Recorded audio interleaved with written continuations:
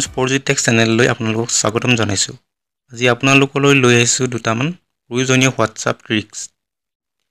প্ৰথমটো হৈছে হোৱাটছআপ ষ্টেটাছৰ ফটোবোৰ চোৱাৰ লগে লগে ছেভ হৈ যায় কিন্তু ফাইলটো শ্ব' নকৰে।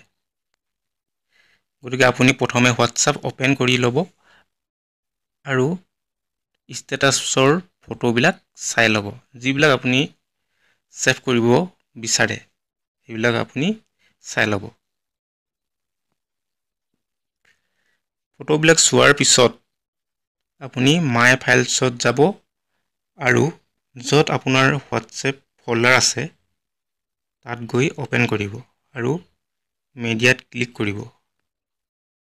তাৰপিছত একেবাৰে ওপৰত ৰাইট চাইডে থকা মোৰ অপশ্যনত ক্লিক কৰিব আৰু তলত দেখিবলৈ পাব শ্ব' হিডেন ফাইলছ, তাত ক্লিক কৰিব আৰু তাৰপিছত ষ্টেটাছৰ এটা ফল্ডাৰ দেখা পাব য'ত আপুনি চোৱা গোটেই ফটোবিলাক সোমাই আছে।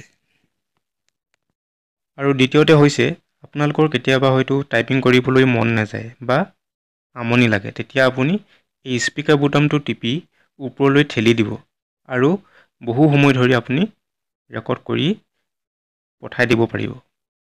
3 নম্বৰটো হৈছে অতি প্ৰয়োজনীয় ট্ৰিক। ধৰক আপুনি কাৰোবাক হোৱাটছআপত মেছেজ পঠাই দিলে কিন্তু আপুনি সেই মেছেজটো দুয়োপিনে ডিলিট কৰিব বিচাৰে, অৰ্থাৎ ডিলিট ফৰ এভৰিৱান।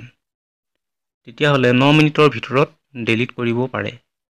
মানে ডিলিট ফৰ এভৰিৱান অপশ্যনটো 9 মিনিটৰ বাবেহে থাকে। যদি 9 মিনিটতকৈ বেছি হৈ যায় তেতিয়াহ'লে দুটা অপশ্যনে দেখা পোৱা যায়।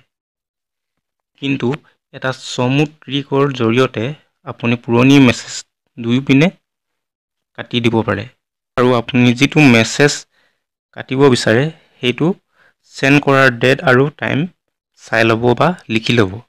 ইয়াৰ পিছত আপুনি ছেটিংছত যাব আৰু ছেটিংছত যোৱাৰ পিছত এপ্লিকেশ্যনত যাব। এপ্লিকেশ্যন মেনেজাৰত গৈ হোৱাটছএপটো অ'পেন কৰি ফ'ৰ্চ ষ্টপ কৰি দিব আৰু ফ'ৰ্চ ষ্টপ কৰাৰ পিছত বেক আহি ডেট আৰু টাইম ছেটিংছলৈ যাব।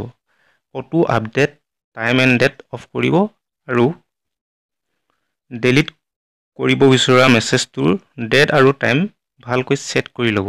তাৰপিছত হোৱাটছএপত যাব আৰু ডিলিট ফৰ এভৰিৱান অপশ্যনটো দেখা পাব।